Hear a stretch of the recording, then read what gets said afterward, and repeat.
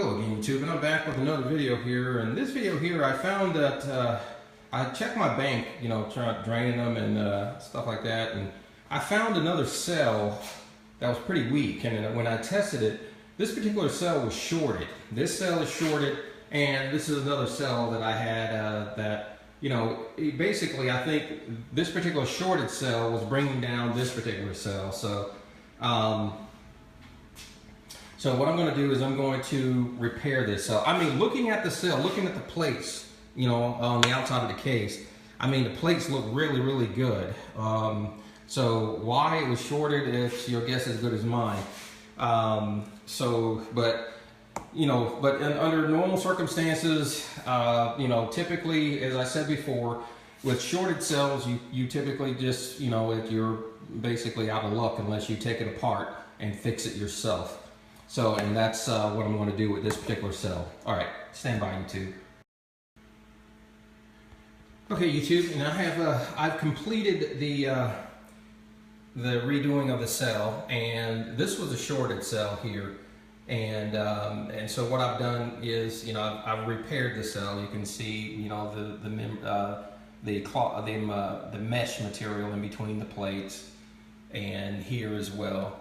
And as I said in my previous videos, I show you this, as an idea for some folks to, if they want to repair their own cell, this is one approach you could take. But however, I just kind of re-stress that in order to do this, you need the, proper protective equipment.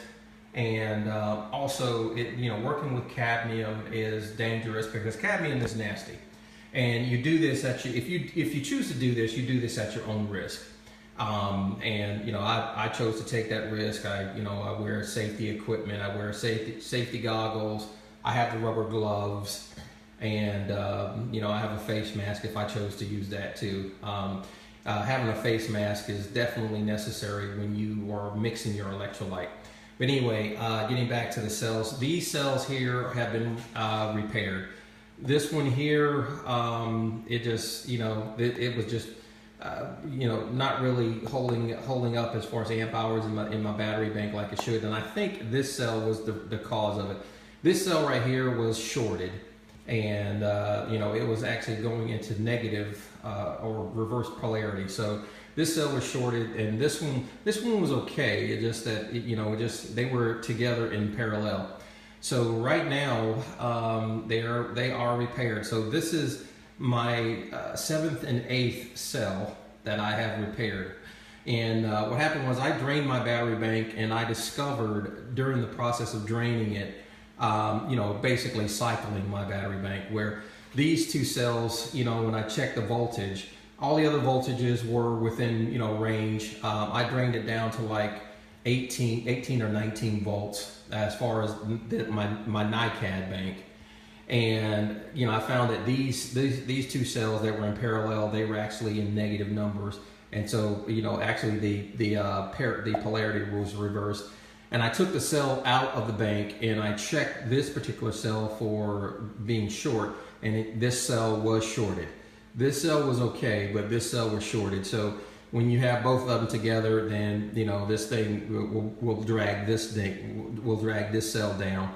And therefore also bring the bank down or kind of bring the bank down too, a little bit. But anyway, all right, YouTube, I'm about to put it on the charger. Anyway, I just wanted to show you folks that, okay, this is, cells 7 and 8. And so it's great when you can find out that you got a shorted cell and just simply take it apart and repair it. I mean, it's great. All right, take care, YouTube. Okay, YouTube, and I've got these two cells on the charger, and as you can see, basically I'm charging through controlled current, and at 30.7 amps, and so I'll leave this on the charger for a couple of days. And also, these are the cells that I had recently, the last two cells that I had cleaned. And so they're already in the bank itself. And these two, as I just said, these two were cleaned and repaired.